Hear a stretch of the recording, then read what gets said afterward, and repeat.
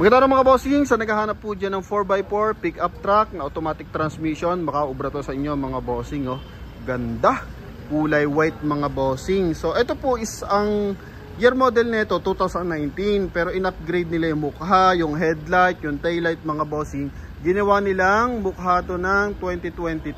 So it means ginawa new look mga bossing. Ano? So na nakaraan may nakabili sa atin ng 2017 na Toyota Hilux. Dapat ganito rin yung mukha niyan mga bossing ng 2019. Pero tingnan mo naman, in-upgrade nila, napakagwapo. So yun lang maganda sa Toyota mga boss. Kahit old yung model mga bossing, pwede mong isunod sa mga latest model. Kasi nga, fitted naman yung kanya mga accessories niyan mga bossing. Ano? So, pero tuloy tayo dito mga bossing, kulay white na 2019 model. 4x4, 2.8 liters na turbo diesel to mga bossing.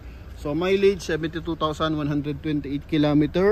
Then, naka 2-din audio system to, Android na rin, automatic climate control, naka push start mga bossing. Tapos ginawa din nilang leather to mga boss. Guwapo oh, nilagyan nila ng canopy. Then yung likod niyan mga bossing oh. Explain natin ng buo yan mga boss. Okay, dapat ito naka-bulb pa siya mga bossing. Wala pang ganito dapat yan mga boss. So oh, dahil nga in-upgrade nila, then originally from Toyota lahat ng pyesa niya mga bossing. Ano? Yan. Dito pa lang sa canopy pa lang mga boss eh. Pogi na yung iyong Hilux. Ano? So ang maganda lang diyan mga bossing, kung may mga nakabili na ng Hilux ng 2017, 2018, 2019, so pwede nyo rin gawing mukhang ganito mga boss. GR Sport ang dating nito mga bossing, yung tawag diyan. Okay? Yan. So front area muna tayo mga bossing. Sa mga interesado pala dito mga boss, price dito is 1,440,000. And ito mga bossing is coding is Tuesday. Yan, so naka-upgrade yung kanyang front bumper, yung pinaka-bonnet mga bossing. So bago na to mga boss. Pan GR na, pati headlight bago rin yan. Taglight mga bossing, iba na rin yan mga boss. Ano? So pwede nyo search yung mukhang 2019 model. Paano pa yun mga bossing? Pag ganun pa yung grill niya, na parang 4 na piraso na chrome. Ganun siya mga bossing. Tapos yung headlight natin, ordinary lang na naka-bulb mga boss. Okay, then I think wala pa siyang ganto mga bossing.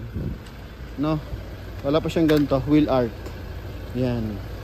So, kita mo naman mga boss. Yan ang Hilux, madaling i-upgrade mga bossing.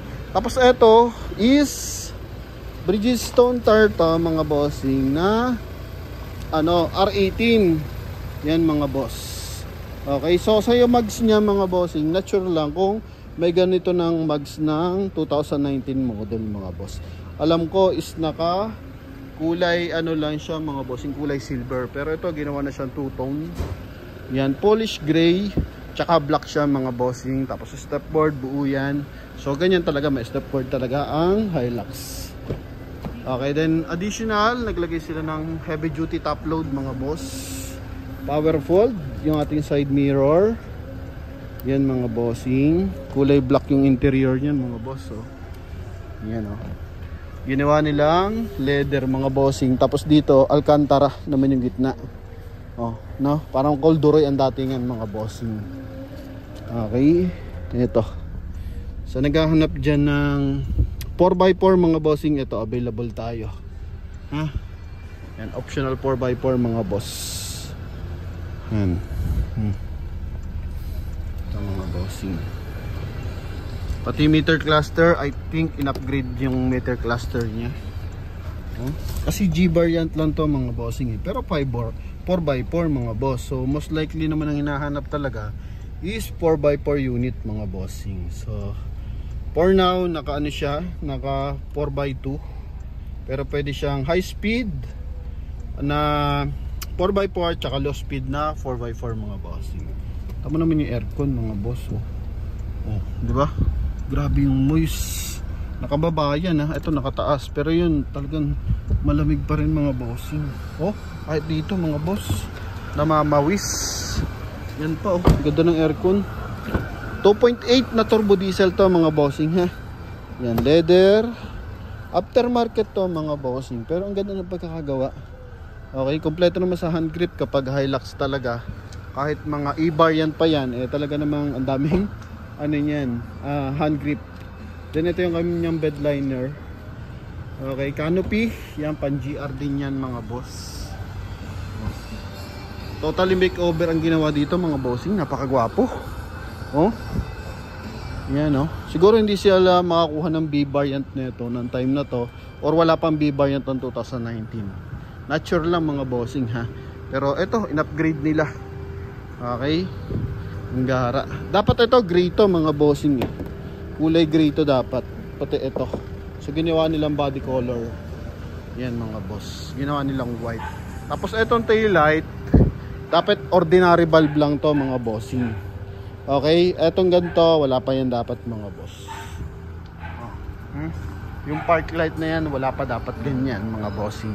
Pero ito, yun nga, in-upgrade na siya. Tapos naglagay siya ng 4-eye sensor. Then with reverse parking camera na rin to. May mga maliliit na dent lang mga bossing ha. Yan. So sa mga nagkaka-interest dito mga bossing, yun 1,440,000 mga boss. Iba kasi yung mukha niya mga bossing. Guwapo naman. Oh.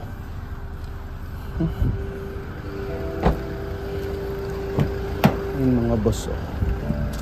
Kisig. Ha? Kasi ngayon ang brand new nasa 2.2 mga boss yung 2025. So kung gusto nyo medyo makamura, pares ng mukha mga bossing, although may konting difference kasi yung black nung bago pag ganun yan eh. Okay, maliit na yung gantong housing. So ito medyo malaki, pero hindi nagkakalayo ng mukha mga boss. So ito pwede na 1,440,000. Yan. Oh. Pakita natin yung kanya engine bay. So sa engine bay naman wala namang pagkakaiba dito mga boss. Alam naman natin Toyota yan. Sobra katibay niyan, ha?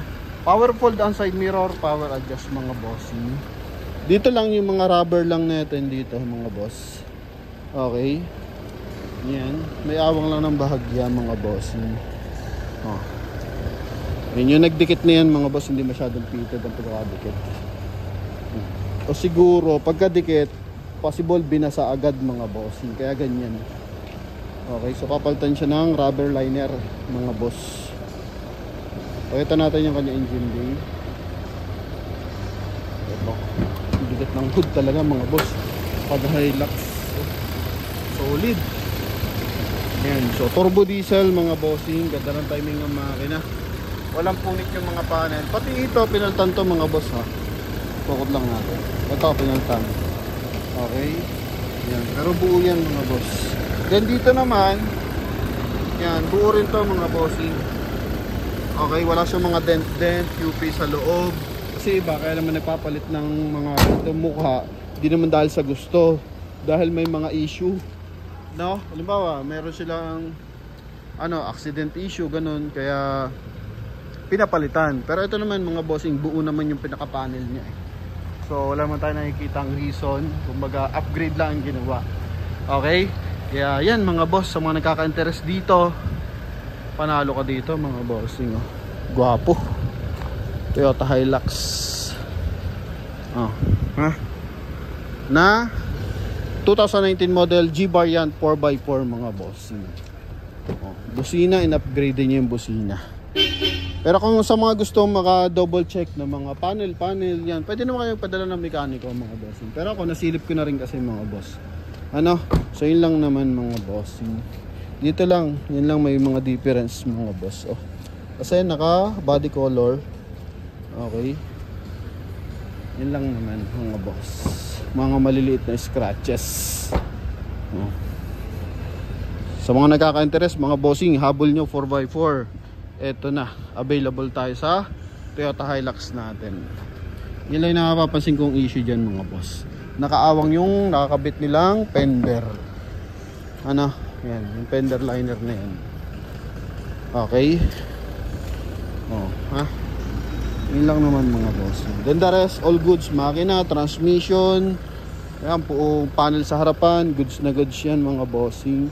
Kasi kahit magpalit sila ng buong panel sa harap, kapag may issue yan mga boss, may kita natin yan sa loob. Okay? May mga balian dyan mga bossing, may mga baluktot na parts yan. So ito naman sinilip natin, all goods naman mga boss. Kaya sa mga buyer natin nagkaka-interest, So tawag na sa ating contact number na sa screen.